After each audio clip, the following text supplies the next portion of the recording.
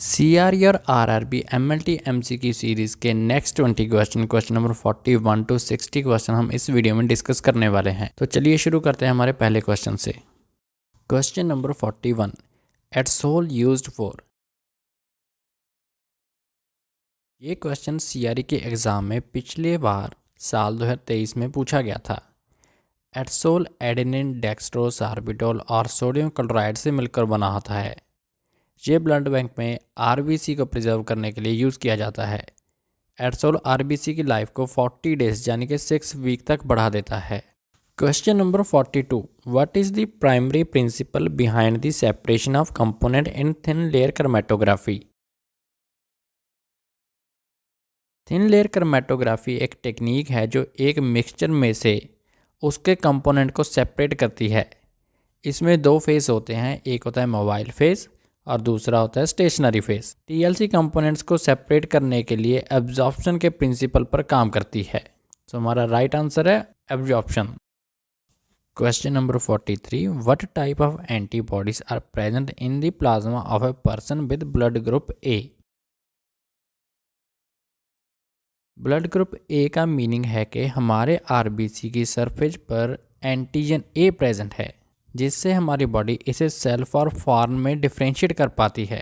Human body की natural tendency होती है कि वो उन फॉरेन पार्टिकल के अगेंस्ट एंटीबॉडी बना सकता है जो आरबीसी के ऊपर प्रेजेंट नहीं होती, जैसे कि anti B. B blood group वाले ब्लड में anti A, O blood group वाले ब्लड में आपको एंटी ए और एंटी बी दोनों मिलेंगी, और ए बी ब्लड ग्रुप में किसी भी एंटीजन के खिलाफ कोई भी एंटीबॉडी आपको नहीं मिलेगी। Question number 44, which of the following cells would most likely increase in a patient with an allergic reaction। इसका राइट आंसर है basophils.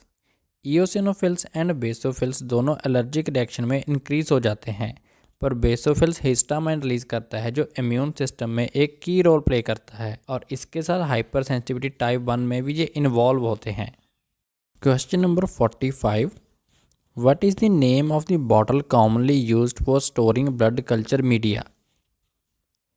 McCartney bottle commonly microbiology में कल्चर मीडिया को स्टोरिंग एंड प्रिपेयरिंग करने के लिए यूज़ की जाती है। इसमें हम ब्लड कल्चर के अलावा और मीडियम को भी होल्ड कर सकते हैं। ऑप्शंस में दिए गए जो बाकी ऑप्शंस हैं, जैसे कि ग्लूकोज बॉटल ग्लूकोज को होल्ड करने के लिए, विजाऊ बॉटल को हम collecting and storing biological sample के लिए यूज़ कर सकते हैं, पर स्पेसिफिकली ब्लड कल्चर मीडिया के लिए नहीं। और लास्ट ऑप्शन है ड्रहाम ट्यूब, इसे हम गैस प्रोडक्शन के लिए यूज़ करते हैं। Question number 46, what is the ideal tissue section thickness for sectioning with oil red O a lipid stain. ORO एक लाइसोक्रोम स्टेन है जो न्यूट्रल फैट्स और टीजी को स्टेन करती है। ये stain intracellular fat and lipid को टारगेट करती है, तो इसके लिए हमें सफिशिएंट डेप्थ चाहिए होगी। Lipid containing tissue cryo sectional हम इसमें यूज़ करेंगे, क्योंकि नॉर्मल टिश्यू प्रोसेसर में lipid organic solvent like alcohol and xylene में डिसॉल्व हो जाता है। फैट को स्टेन करने के लिए हमें thicker section approximately 8 to 10 micrometer चाहिए होगा, जिससे oil red O stain lipid droplets में अच्छे से पेंट्रेट कर पाए। Question number 47, in thin layer chromatography what is the purpose of the RF value. इसका राइट आंसर है option C, to compare the distance travelled by compound to the solvent front. RF value हमें ये बताती है कि एक substance ने कितना डिस्टेंस ट्रेवल किया है as compare to solvent front. इसकी हेल्प से हम कंपाउंड को आइडेंटिफाई कर सकते हैं by comparing their RF value to known standard. Question number 48, which bacteria is associated with causing gastric ulcers. Helicobacter pylori जो कि एक ग्राम नेगेटिव बैक्टीरिया है, जिसका ट्रांसमिशन फीकल और रूट से हो जाता है। हेलिकोबैक्टर पाइलोरी ने एक यूनिक वे अडॉप्ट किया है स्टमक के एसिड में सर्वाइव करने के लिए बाय प्रोड्यूसिंग एंजाइम यूरिएज, जो कि यूरिया को अमोनिया में तोड़ देता है। ये अमोनिया स्टमक के एसिड को न्यूट्रलाइज करता है, जिससे बैक्टीरिया के चारों ओर less acidic micro environment create हो जाता है, जिससे हेलिकोबैक्टर पाइलोरी सर्वाइव कर पाता है। हेलिकोबैक्टर पाइलोरी फिर आगे म्यूकस लेयर में चला जाता है और क्रॉनिक इन्फ्लामेशन कर देता है, और स्टमक और ड्यूडेनल के प्रोटेक्टिव म्यूकस लेयर को डैमेज कर देता है, जिससे स्टमक एसिड सेंसिटिव पार्ट के कॉन्टैक्ट में आ जाता है और पेप्टिक अल्सर्स कर देता है। Question number 49, what is the primary mode of transmission for hepatitis A virus? Hepatitis A virus एक हाईली कंटेजियस वायरल इन्फेक्शन है जो लीवर को अफेक्ट करता है। फीकल ओरल रूट यानी कि ये इन्फेक्शन फीसिस से कंटेमिनेटेड फूड और वाटर की इंजेक्शन से हो जाता है। इन्फेक्टेड पर्सन हेपेटाइटिस ए को स्टूल के द्वारा एक्सक्रीट करता है जो आगे इन्वायरमेंट में चला जाता है। पुअर सैनिटेशन और हाइजेनिक प्रैक्टिस के कारण हेपेटाइटिस ए के इन्फेक्शन के चांस इंक्रीज हो जाते हैं। Question number 50, phospholipids are major component of which cellular structure? इसका राइट आंसर है option B. Cell membrane. Phospholipid cell membrane का मेजर कंपोनेंट होता है जो मेम्ब्रेन स्ट्रक्चर और फंक्शन के लिए इंपॉर्टेंट होता है। इसके अलावा ये सेल मेम्ब्रेन स्टेबिलिटी, परमेबिलिटी में भी इंपॉर्टेंट रोल प्ले करते हैं। Question number 51, which microscope use a beam of electrons to create highly detailed surface image of a specimen? Scanning electron microscope एक पावरफुल इंस्ट्रूमेंट है जो बीम ऑफ इलेक्ट्रॉन को use करके specimen के surface की highly detail image create करता है। ये स्पेसिमन के सरफेस को बीम ऑफ इलेक्ट्रॉन से फोकस करता है जो सैंपल के एटम से इंटरेक्ट करके उसकी शेप, टेक्सचर, कंपोजिशन की इंफॉर्मेशन हमें प्रोवाइड करते हैं। Question number 52, what was the first human disease identified as being caused by a bacterium? Anthrax first human disease जो बैक्टीरियम से होती है रॉबर्ट कॉच ने 1876 में डिस्कवर की थी, जो कि एक सीरियस डिजीज है ह्यूमन और एनिमल की। Question number 53, which plasma protein is responsible for transporting bilirubin in the blood? Albumin जो प्लाज्मा प्रोटीन है ब्लड में बिलिरुबिन को ट्रांसपोर्ट करती है। बिलिरुबिन आरबीसी की ब्रेकडाउन से बनता है।